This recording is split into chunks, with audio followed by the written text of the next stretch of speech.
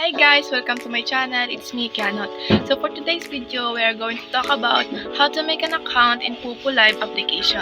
But before that, kung di ka pa nakasubscribe sa ating channel, ay pindutin lang ang subscribe button and i-hit na rin ang all notification bell para lagi ka updated sa ating mga fresh na mga videos. So as you can see, meron ditong 3 option na pwede nyo i-login kay Pupo. Merong Facebook account, Google account, and meron ding phone number.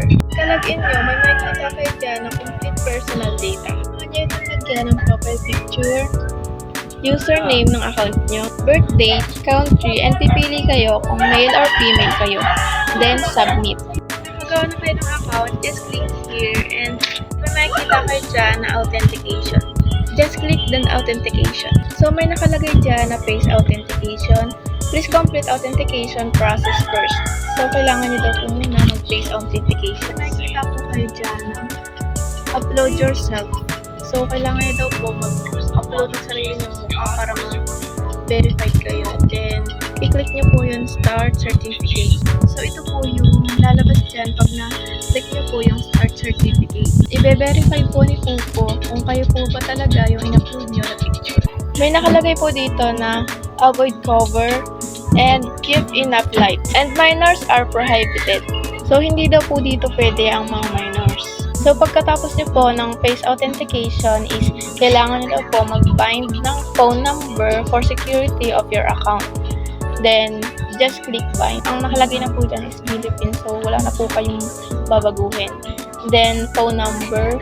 And then get. Pag nag-send na po yung code sa inyong phone number is ilalagay nyo lang po dito yung code. Then confirm. Pag na-verify na daw po kayo dito ni Pupo is pwede na po kayo mag-live. So magkano nga bang points ang makukuha nyo dito sa pag-live?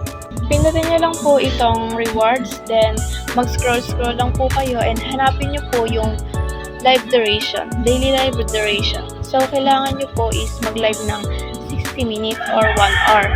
So ang makukuha nyo po dyan, pink points is 1,000. So, kailangan nyo po matapos yung 1 hour na pag-live para makakuha po kayo ng pink points. So, next is, kailangan nyo rin pong upo sa crown seat in just 1 hour din po.